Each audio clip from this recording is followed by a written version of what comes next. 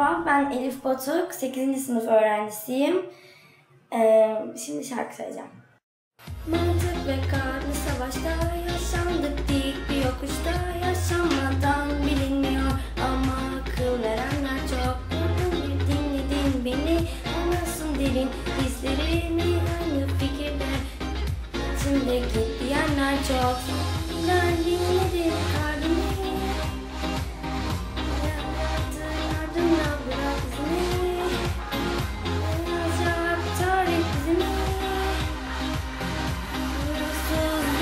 Seçimi ya ya ya ya ben en güzel ya ya ya ya ben en güzel ya ya ya ya ben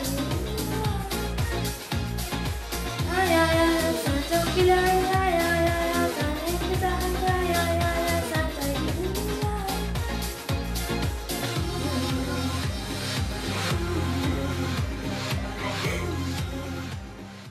Nasıl geçti kızım?